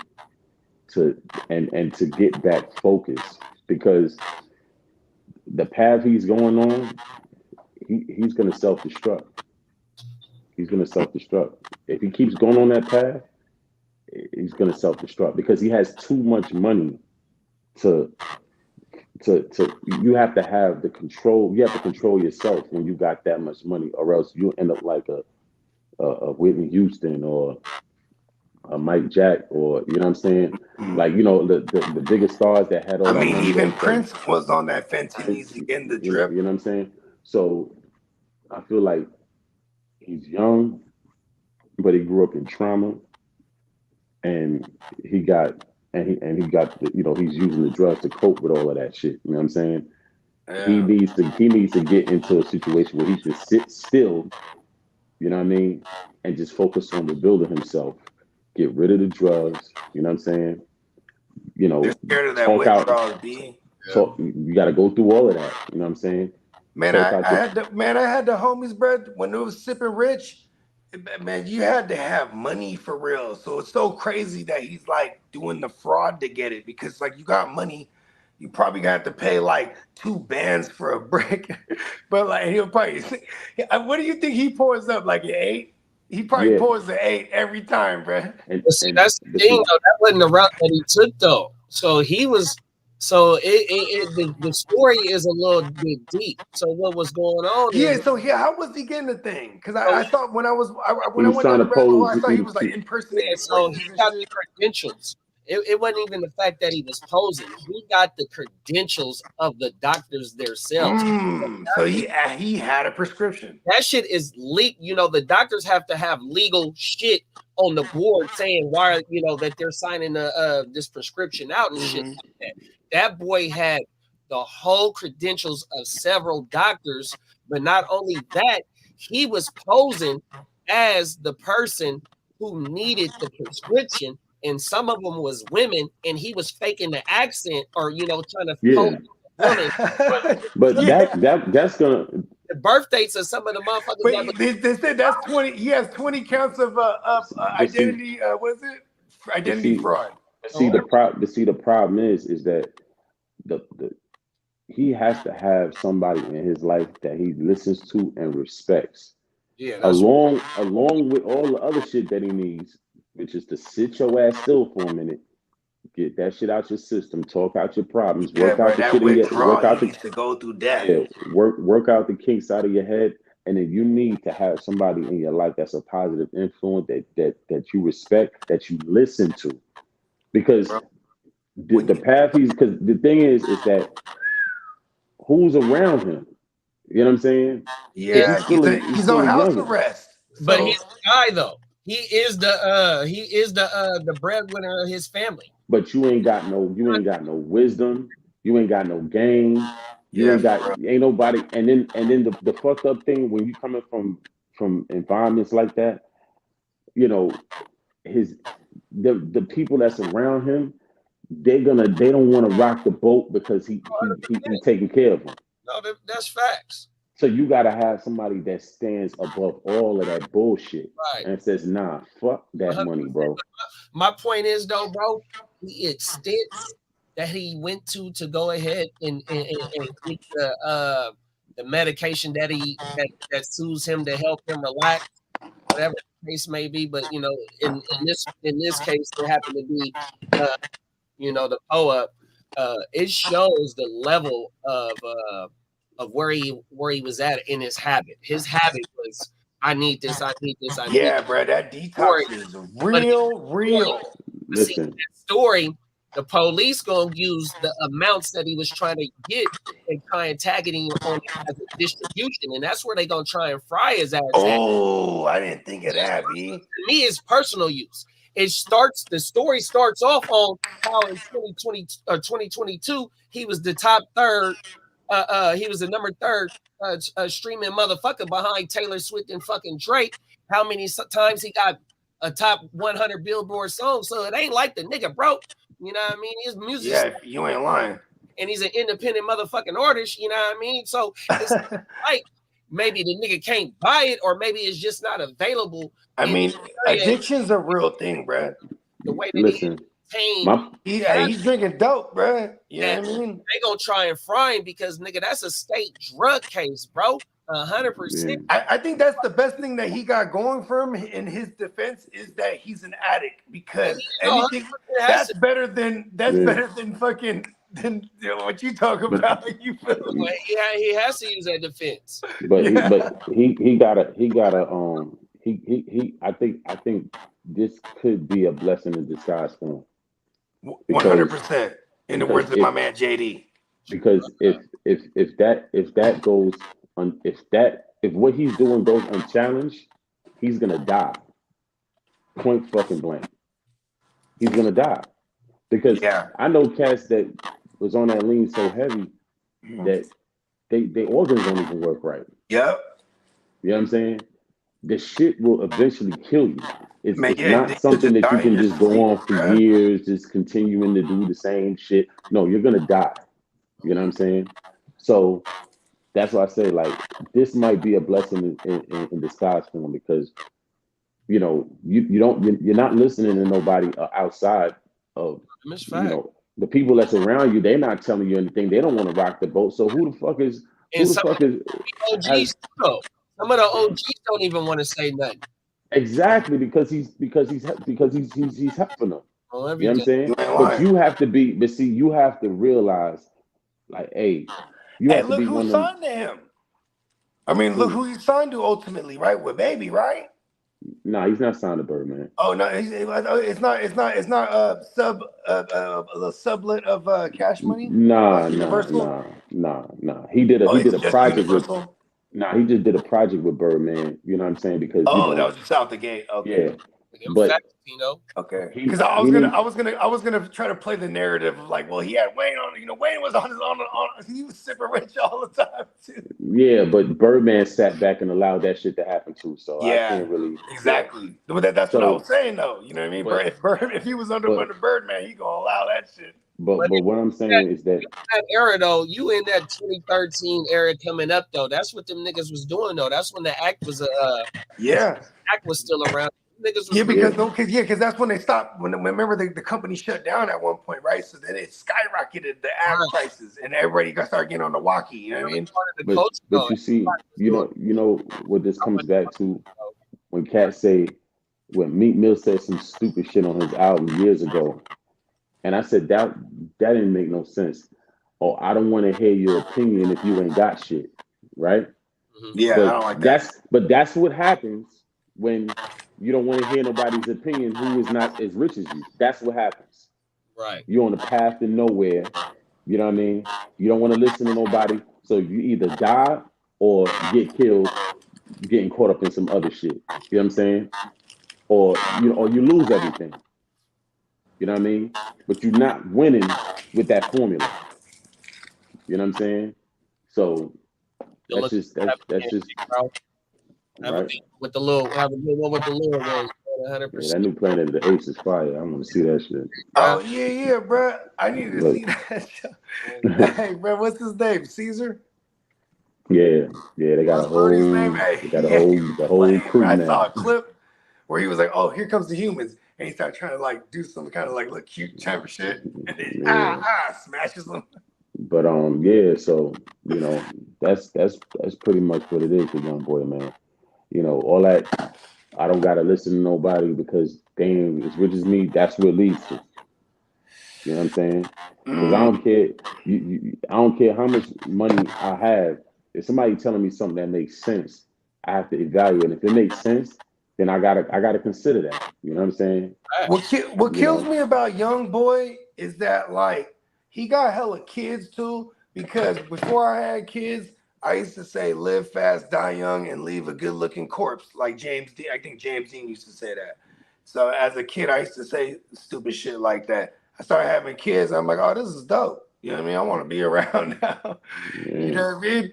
I don't understand that. That's how pain the runs deep for real with a Young Boy. You know what I mean? And like, I mean, even his name, he's a young boy, bro. Like he blew up at 15, bro. Like there is no. I mean, what is he now? 25? Yes, gotta be. I mean, he's a baby, bro. Doesn't know nothing. Oh, you know what I mean?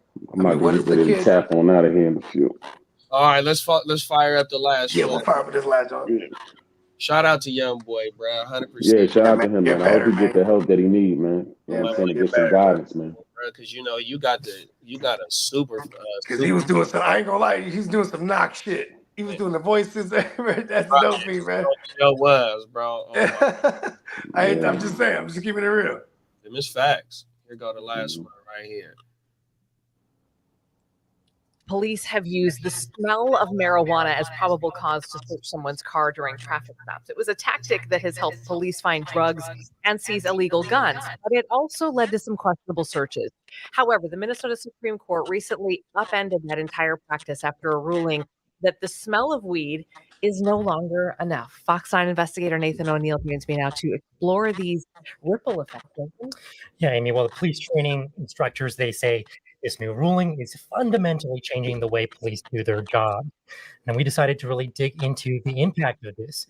We looked at police video, evidence files, and court records, which all show how police previously used the smell of marijuana to search someone's car. That all changed after one search in Meeker County that made its way all the way to the Minnesota Supreme Court. Take a look. What are we doing today? You gonna get it up there? The center of that landmark ruling is this never-before-seen video. He told me he can smell weed, and I can smell weed. Okay, so I guess it's probable cause to search the vehicle. This search in 2018 led to the discovery of a small amount of meth and criminal charges. You're under arrest. But late last year, the Minnesota Supreme Court found that search unconstitutional. The specific question is really whether the odor of marijuana alone is enough to expand the search to the vehicle. The court ruled the odor of marijuana alone is simply not enough in Minnesota.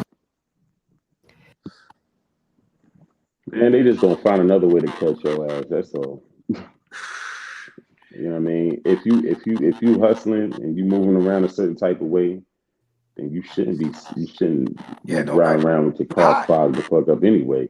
Right. But I'll tell you one thing, out here, if you get pulled over and you're visibly high behind that wheel, you get a DWI for that. A DUI for that, driving under the influence. So that can lead them to snatch the car anyway and search it when it goes to the impound. You know what I'm saying? Yeah, but see, the thing is though, bro, I understand what you're saying, but them motherfuckers, they'll use that as an excuse, period, though, bro. They'll lie and say that's what they, just because you got that same type of, you know what I mean, whatever it may be, bro. They think they know everything, bro, and they'll be like, oh, I know this motherfucker got something up in here, and the only way we can get up in here is by using that, whether you got it or not, because I didn't see it happen in real time, 100%.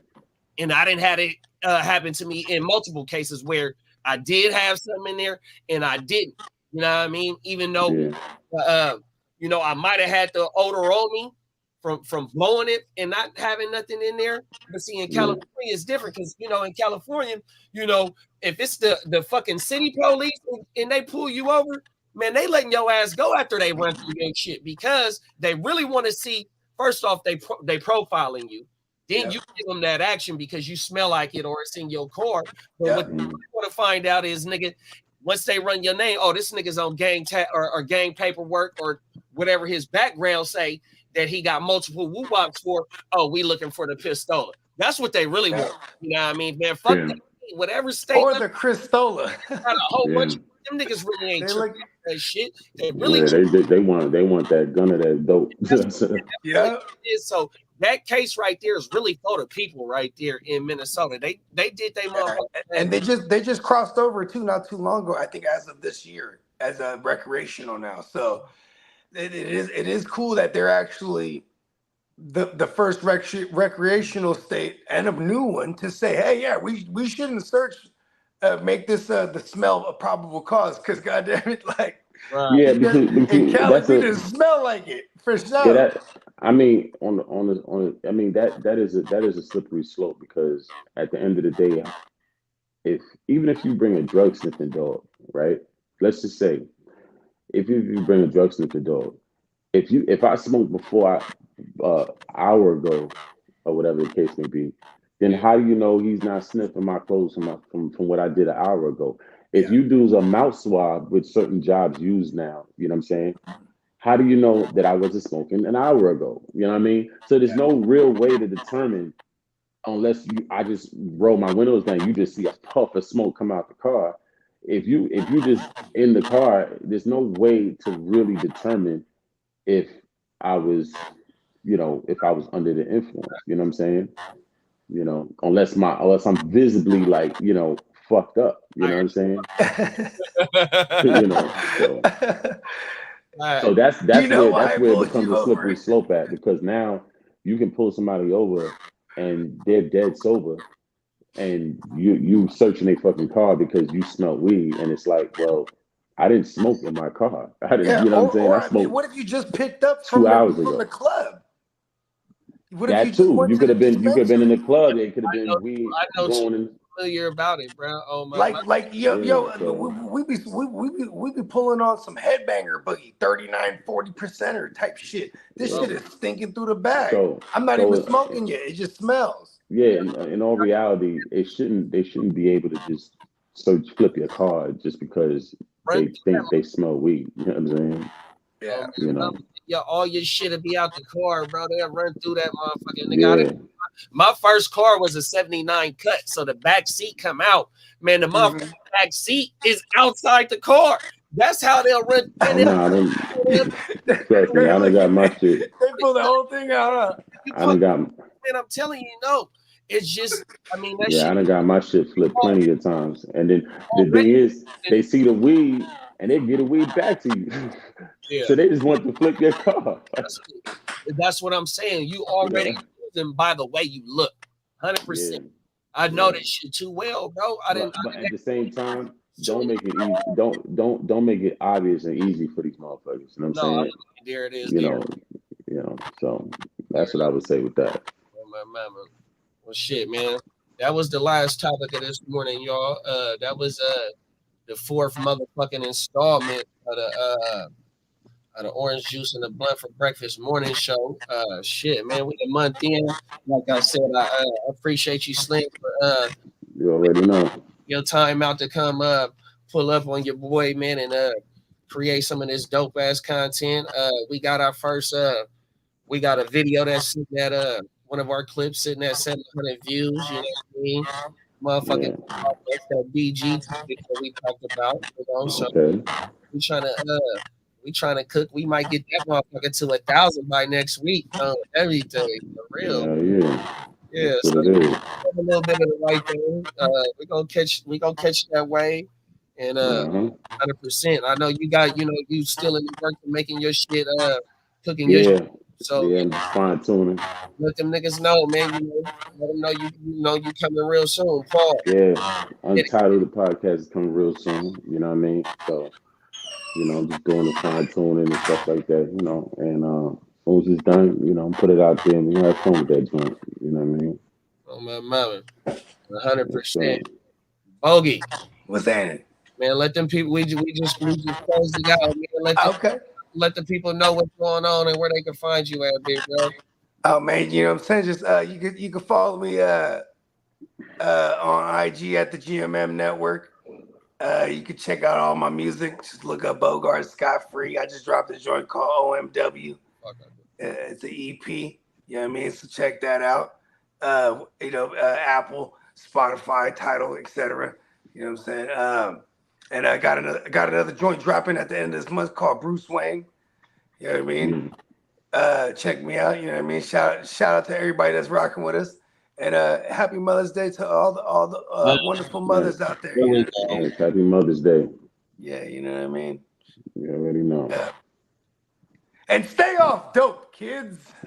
Yes, sir. Say no to drugs. You know. Weed is okay, but you know what I mean? Come on. Oh, my mother. No. Yes, sir. I'm gonna just double back, man. Happy Mother's Day for sure. That's one thing for sure, man. Man, the year going by pretty fast, man.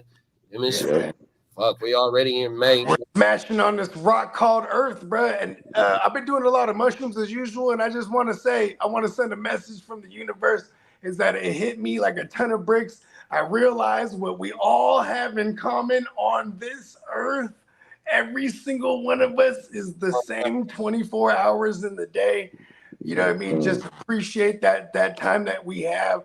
Ration it correctly. All you road rage motherfuckers, it's not our fault that you're late and not appreciating the same 24 that you have like we do. We all have the same. When we could all respect that, I think we could all get together. And the mushrooms told me that, and it's been working for me. Yes, sir. Dear, bro.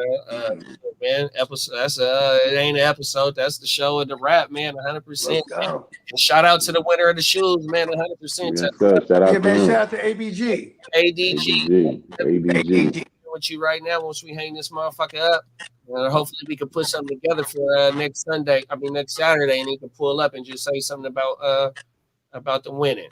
100%. All right, y'all, we gone, man. Another one. Y'all be smooth and be safe out there, man. Yes, sir.